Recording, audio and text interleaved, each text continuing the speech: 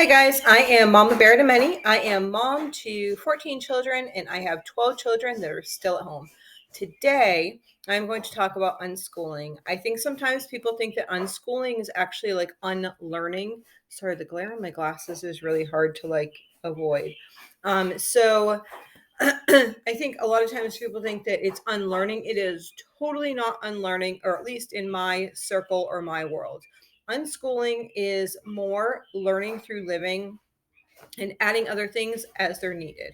So that means being super involved with your children, being super in tune with the way that they learn, and being super ready to change the pace at a moment's notice. So come along with us today as we talk about all these things.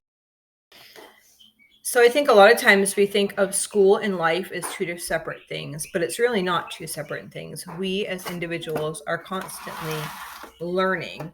And so we need to just involve that into our lives. We need to constantly be learning with our children as well. So teaching our children the basic things like cooking and cleaning and how to be respectful and character traits, how to love wholeheartedly, how to serve, how to disciple others. All those things are such important aspects to our learning. Sometimes it's hard for me to put unschooling into this box because it's really not a box. It's so broad. It's like everything, right? And I see homeschooling being put into a box of, oh, we do homeschooling from 9 to 12 or 9 to whatever. And that's when the time they sit down and people are at the table, they're working on things and just like doing whatever. Where unschooling is all day, every day is some sort of learning. And it's our jobs as parents to be teachers and parents and to show our children, one, like godly characteristics, and then to show them to the Lord and show them what the Lord would have them do in their lives. That's first and foremost in our family. And then to give them the opportunities to learn in other fashions. So we do this in so many different ways. In the household itself, we have things like games that we're interacting with the kids. It could be something like Yahtzee, where they learn to count and add and subtract and that type of stuff, like in Yahtzee. Or it could be, say, okay, this wasn't planned. This was actually just sitting on the table, taking out a game like this and throwing it on the table, and just letting the kids look at the pictures. They don't even have to play the game. Just looking at the pictures and engaging them. It could be going to the library and just getting tons of books that they're looking at pictures, but then reading aloud to your children, nurturing your children, really engaging with your children, allowing them to just absorb so much because children are just like a sponge, but also recognizing that play is part of education, because what happens is a child needs to play in order to really grasp what they've already learned. You need up times and you need down times, and that's how they learn. And sometimes just allowing them to experience things. The boys, this was it this week or last week? Last week they actually took an old bike apart and they made, I'm sorry, my glasses are really bothering me. And they made like a saw. So the saw, they would pedal the bike and they would actually saw wood. So it's just like allowing them to be creative. I could very easily be like, no, don't do that. But one of the reasons that we moved to this property was because we would have land and give them the opportunity to go out into the woods and chop down trees and just be kids and, roam around and do those types of things. Another thing is like getting out in nature and just allowing them to walk through the woods and um, fish and hunt and like just be in tune with like what God created outside. There's a thing, I'm sure most of you have probably already heard of it. It's called 1,000 outside hours or 1,000 hours outside, one or something like that. You'll be able to find it if you look out 1,000 outside hours. And I joined it years ago, and I knew that we definitely spent way more than 1,000 hours per year outside. But it does have different ideas throughout different seasons. Sometimes it's like, oh, that sparks your interest. So you might be interested in joining a group like that. So I'm trying to think. I think that what I'm going to do is just review a lot of the things and a lot of different levels of what we did personally this year in our homeschool. Okay, so I need to make this shorter clips because I just made this huge video full of tons of great information and it froze up and deleted. So what I am going to do is I'm going to go over experiences. And so for us, we like to give our children experiences. And one of the greatest experiences is just where we live. And we decided to move to this property that has 36 acres for a bunch of reasons. One, we wanted our children just to be able to go out there and explore, right? Like get in the woods, build forts, build, like they built log cabins. They've like built things from the trees. They learn how to use all different types of tools. Just like becoming someone in the woods, right? To become a woodsman. They learned how to trap and they're learning how to hunt and all those types of things that woods entails. So just giving them the experiences of living at a place that's so. Yes, you can hold a baby chick. Perfect example, right? Like I can hold a baby chick. We also homestead, so we teach our children from baby chicks and eggs.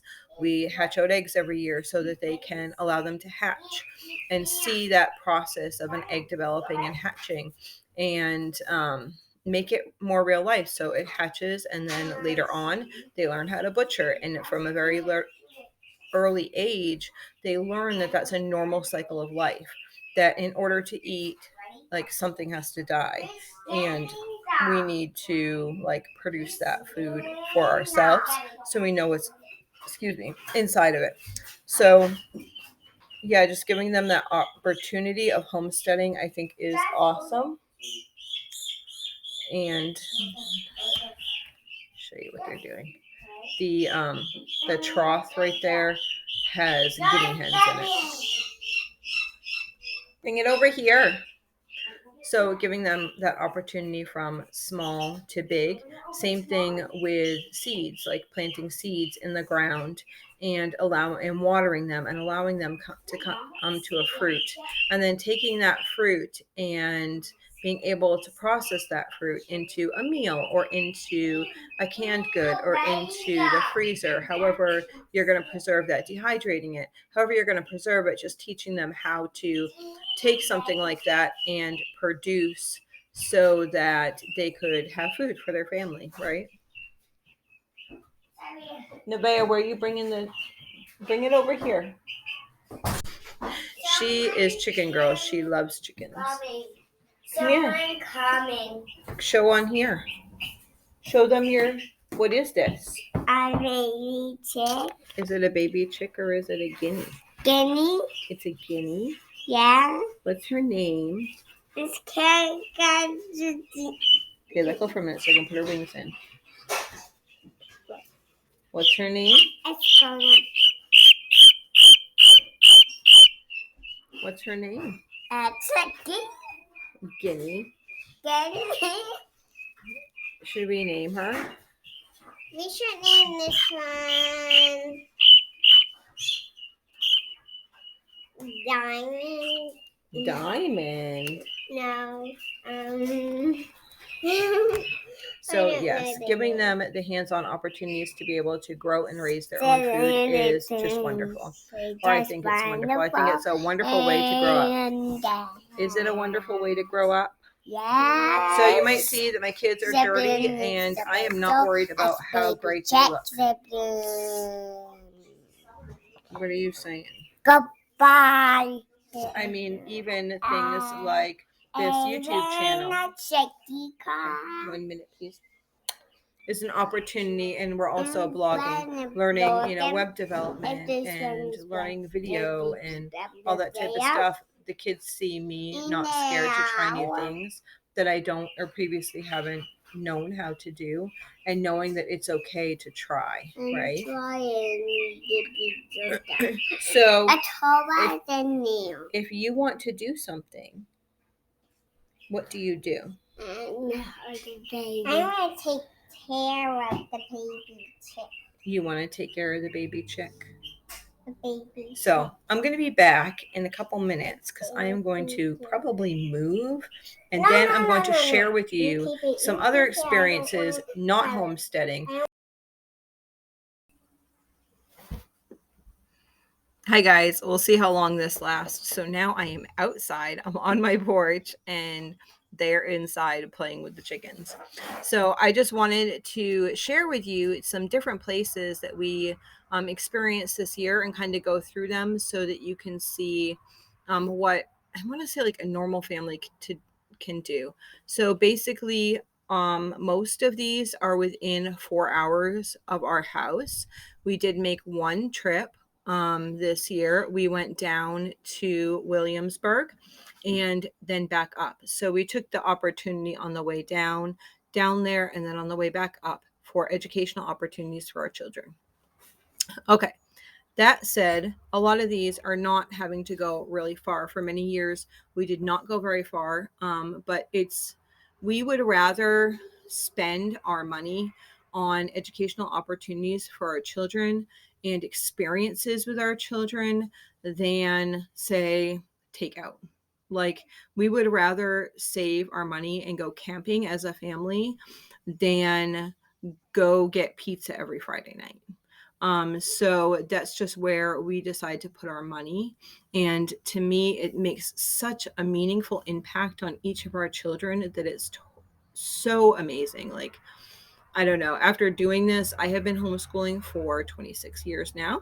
And it is just amazing to see from the beginning. I homeschooled book style. And to now, it's like, wow, what was I thinking? My relationships with my children are so much stronger. My, like, it's just amazing, like, to watch my children grow, and I feel like I'm learning so much more, and my children feel like they're learning so much more, and I'm not fighting with my children to do their schoolwork.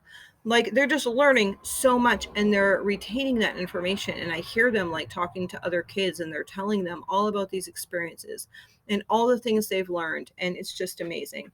So these are not in order. So this would go, we homeschool 365 days a year because we feel like you are always learning. So this would go from June of last year until now. So we have gone to the Coast Guard station and we talked to somebody at the Coast Guard station who gave us a boat tour and told us what the Coast Guard station does. We go to the library weekly, and there's different events and things that go on at the library. We went to a place called Bright Nights that's in Massachusetts, and that we actually went to visit family for Christmas, and so we went for like a long weekend to go visit family. And it's a place where they set up all these lights. You probably have one near you. They set up lights, like a bunch of Christmas lights, but that really engaged them in order to have conversations about electricity. And it started almost like a whole like study on electricity. So don't think that like a fun activity is necessarily like meaningless. A lot of times it's not. There's so much to learn in everything that we do. We went to St. Croix Island, which is an island off of the coast of Maine, a very small island off of the coast of Maine, where if you look at the dates, would actually have been settled before being settled in like Plymouth Plantation or Jamestown.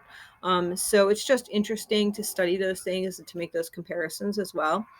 We went to the Bangor Children's Museum. They have lots of information, lots of good, cool things there. We went to the State House. We go to church with one of the senator, and she said, yeah, you should go down there. And I was like, oh, maybe I'll make it an opportunity to do that. She said, yeah, it's open whenever, if you want like a tour for them to tell you all about it and that type of stuff. They do that for free. You just have to let them know ahead of time. So we were on our way back from Massachusetts, and I said, hey, let's stop there. And we did. We stopped there for about an hour and a half, 2 hours, and we got out a lot of information, and it was beautiful, and people were so friendly there. So if you ever get a chance, if you're in Maine, the State House in Augusta is absolutely beautiful and absolutely homeschool friendly. So we also went to the world's biggest globe, which is about an hour from Augusta. And that was really cool. It's 3 floors. You can go up there and it rotates. And you can see all 3 floors. It's really kind of cool. We went to the Bangor Library a couple times, and we went to some of the events that they had at the Bangor Library. We went to a cabin in the woods, which was totally off grid.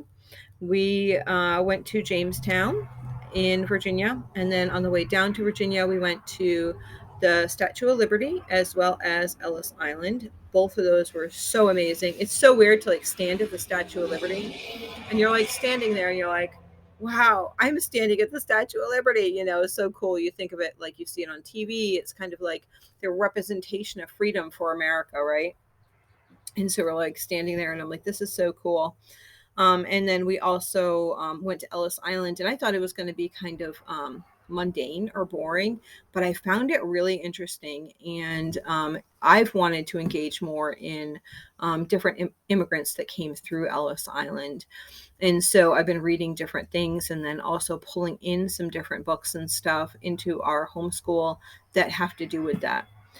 Really interesting. So Yorktown, we went to in Virginia. We also went to Colonial Williamsburg in Virginia, and we did dancing at a Christian school as well as I think it was called Liberty Hall. I can't remember the name of the hall, but they learned some old-fashioned type dances like the Virginia Reel and something promenade. I don't know. I don't know the names of all the dances, but they had an awful lot of fun and they're always doing them now. They learned so much. Um, on the way back, we went to Liberty Bell and we walked around Philly for a while, which is really cool. Like when you walk through there, the all the buildings, even if they're like now apartments or something, they have like things on their window that say what the house used to be or whatever. And there's quite a few free things that you can do down there.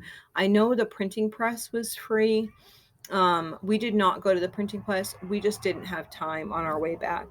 But it was free. On the way down, I didn't mention this, but we also went to Hershey, where they like make the chocolate and did the free Hershey tour. That was really cool.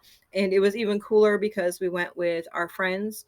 I don't know if you follow their channel. It's Hurting Little Cows for the Glory of God. And they are our friends and they spend part of their year in Maine and then part of their year down south. And we actually it worked out so we could meet right in Pennsylvania. So we met right there and did the tour. So that was really cool. It was um, two moms, two dads, and more than 20 kids. I think I put it on here. I'm trying to think. I can't count in my head right now. Anyway, check that out. It was over 20 kids. I know that. It was super fun. The kids are like all friends. And it was so fun. We also went to Gettysburg. We went to the Portland Children's Museum, which was cool. Although I think that it was kind of hyped up because I actually find Bangor Children's Museum, even though it's like older type stuff, has more stuff. Okay, I just went black again. That was weird. Apparently, this computer does not want me talking about unschooling. Oh, goodness. Okay. So we went to Portland Children's Museum. We went to Portland Head Lighthouse, which has a beautiful, beautiful park. If you've never been there, it is gorgeous. We only did a part of it. We actually had met those hurting little cow.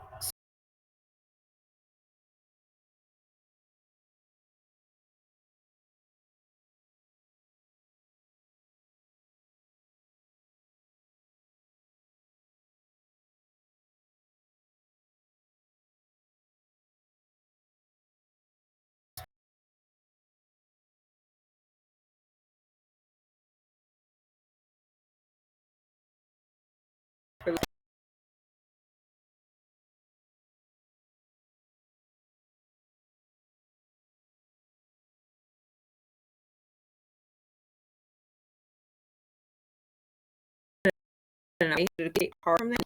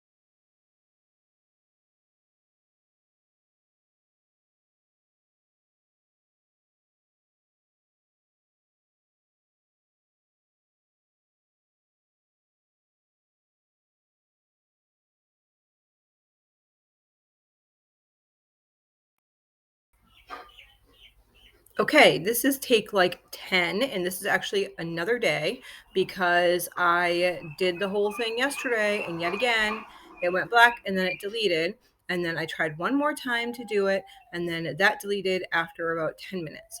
So we're starting over again, and hopefully I'm just going to try to ramble through these things so you understand what we're doing.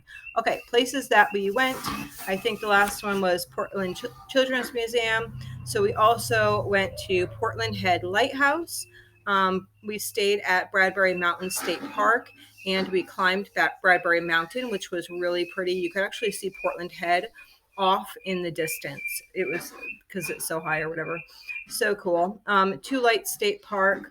We did Spring Point Ledge Lighthouse, Owl's Head Lighthouse. We also went to Mystic, Connecticut, like the seaport area, as well as Mystic Aquarium, which is so awesome. I love that aquarium.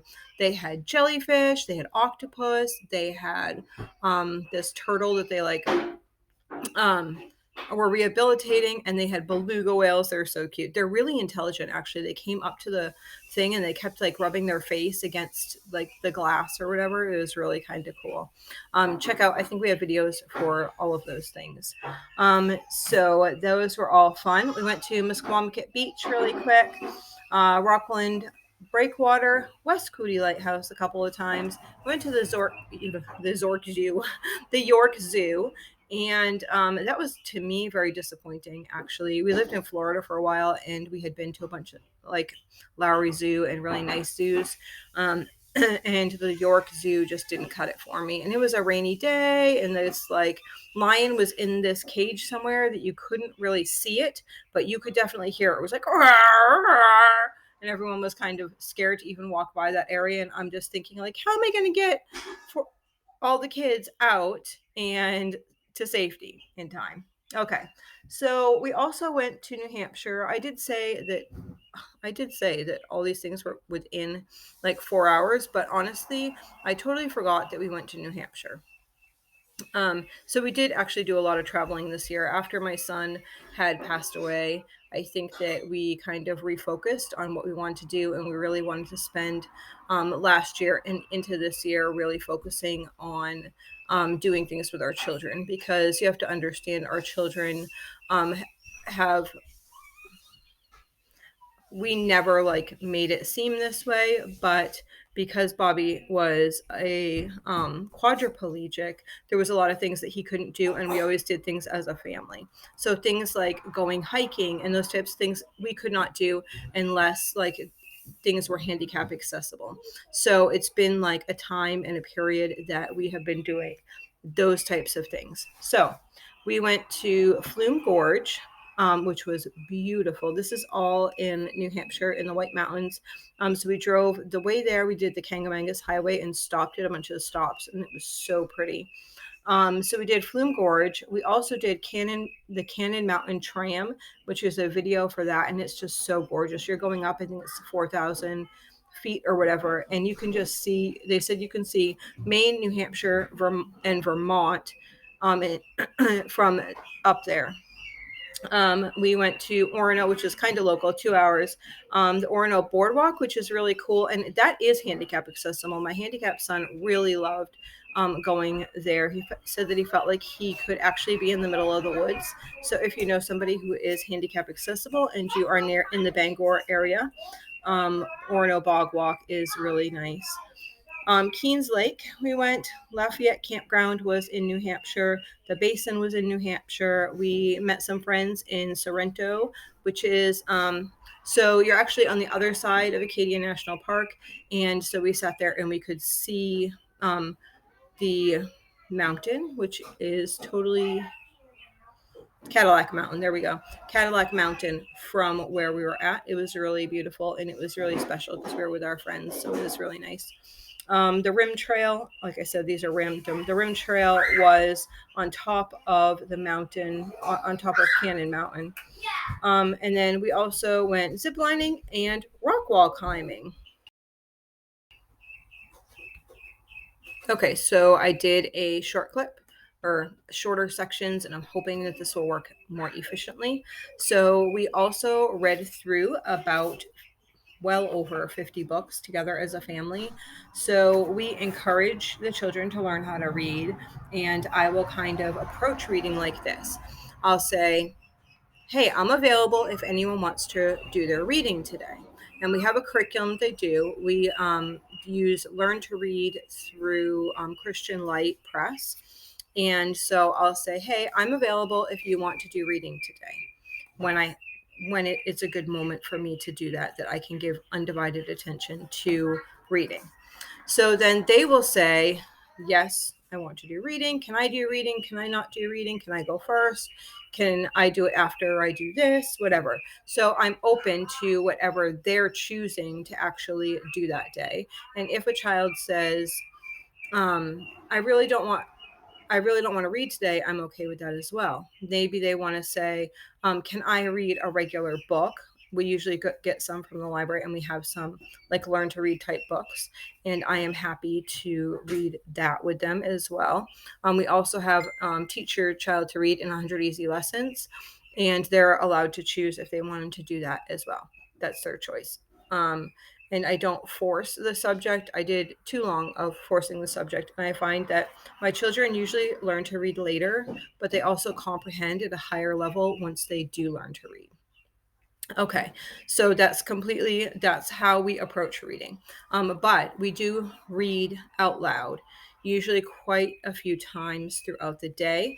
During nap time, quiet time, we have a period from about 11:30 till about 2 where we are reading out loud or doing something educational. So I might read, me and some of my, especially one of my older daughters, she will read aloud a lot of times. And we will read a few chapters in a chapter book or sections in like Dear America. We'll read like maybe a whole month full of things. Like we'll read for a good, 45 minutes, something like that out loud. And so you go through books really fast like that. We read some books that, like, we went through the whole I Survive series this year. So in something like that, I might read a part. For some children, I might read a part of a chapter and then ask them, can you read this paragraph? And they would read that paragraph out loud. For other children, I might pass the book and be like, hey, can you read this chapter? And then they would read, or this section or whatever, and they would read that. So that's how we start to engage to get them to read aloud, is through our time of doing that. And we all are learning. Most of those books that we read are historical fiction, or based on some historical science, biblical background, something where there's something to take away. There's real grip to the story, but that isn't boring. I find a lot of the classics, the kids have a hard time engaging in. So if there is something that I think that they'll enjoy, but maybe if I'm reading it out loud, then they might not engage in it. Like, for instance, Swiss Family Robinson. For me to read that, it was like, it's very detailed. And for one, I have dyslexia, and it's hard for me to literally read that to them. Just there's certain stories, it's like the wording, I just can't do it. But I know that the story was really good, and I knew that they would like it once they started to. Another series that we have been working on and off throughout the years is, I think it's called Gladdy Awards or something like that. There's like Corey Ten Boom, Amy Carmichael. There's a bunch of like missionary type stories, John Newton. So I might get something like those on an audiobook, and then we could listen to that in the vehicle. Another thing that you can do, we have a television in our big living room. So say people are like crocheting or something. I might say, okay, we're going to crochet, or you guys can draw or whatever, and I'm going to put on this right now. Right now I did that with Five Little Peppers. I've read the story before, but I thought I'm working on a lot of sewing projects and a couple of crochet projects. And I said, we can just do that there. My daughter actually is working on something special, and I'm hoping that it can bless our family as well as your family very soon. So more to come on that. So yeah, reading books. We've read over 50. I stopped counting at 50 this year, and good chapter books. And then after during evening time, a lot of times will read like later afternoon and evening time. Maybe somebody who's maybe I'm making supper. One of my daughters might read some of the books that they got from the library. I intentionally will get books from the library that I want read aloud. Also, maybe after supper, we'll read a little bit or play games. Yeah, so that's kind of how it looks for an unschooling environment. Um, Lots and lots of reading to children, reading with children.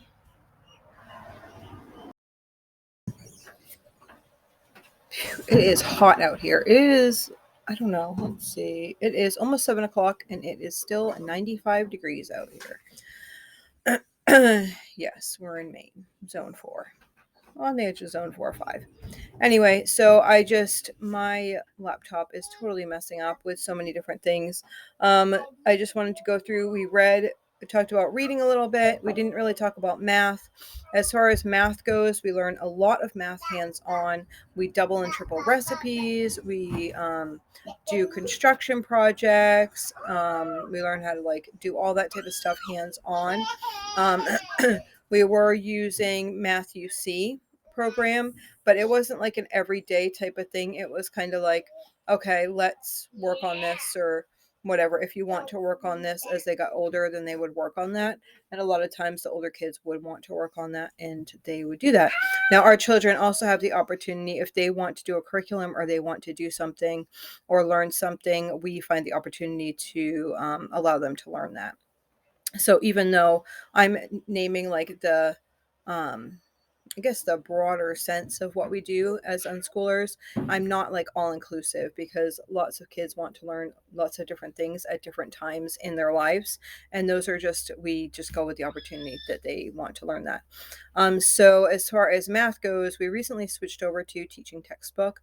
I had used teaching textbook years ago and I didn't like it for a couple reasons. The main reason is I had multiple children, so it was pretty expensive.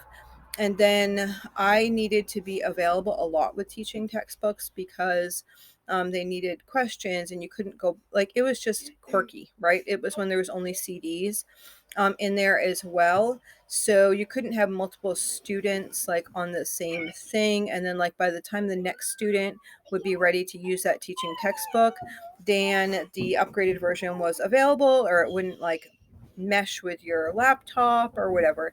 It was, to me, it was just a headache and expensive. And those two do not go well for programs for me. I still do like Matthew C. I like that hands-on Matthew C. approach. A lot of times I take out things like that just as play, and they learn a lot just through play. So I might take the Matthew C. They have the blocks, and it's like, so a block is this big, say. Oops, where are we?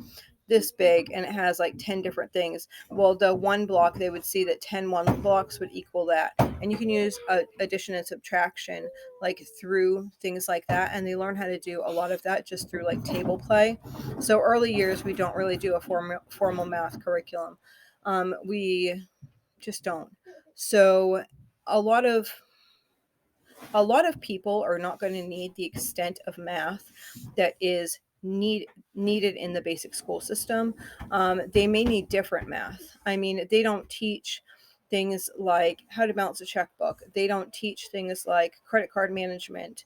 Or last I knew, they weren't teaching those things in school. They weren't teaching like the U.S. government used to have a gold basis for their dollar bill, and they no longer do that. Who is the Fed? They don't talk about all those things in school. They don't talk about those things in basic curriculum. But I think that if you can get one, yes. But those are very important things, in my opinion, to know how to, balance your check, balance your budget, make a budget, all those types of things. They're not taught those types of things, but yet they're taught like algebra 2 and pre-calculus and all those things, where for the majority of people, they're not going to need to know that. If they know basic math equations, then they'll be able to learn those other equations, right? And they can self-teach as needed. So if I had a child who, say, wanted to become an engineer, then I would look for programs that would be designed to go in that way. If I have a young lady who wants to do knows that she wants to be a wife and a mother, which most of my daughters do, I'll make sure that they know how to manage a household budget, and manage a grocery budget, and that type of stuff. So it really just depends on where your child's going, what they're going to need. So we did choose teaching textbooks, and I allow the children to do what they want for teaching textbooks on a daily basis. I cannot even tell you how many takes this has actually taken, and how many times I've been interrupted, and how many times this video has not worked. I literally have done this over 20 times. So this is the conclusion of that. I hope that some of this made sense, but basically it's just going through what works best for you and your family, not just sticking to a said curriculum because that's what you feel is going to make your children more intelligent, but seeing what your child individually needs and focusing on those things, and not being scared to answer all of those 100 questions that are asked of you each and every day. So I hope this video blesses you, and you all have a great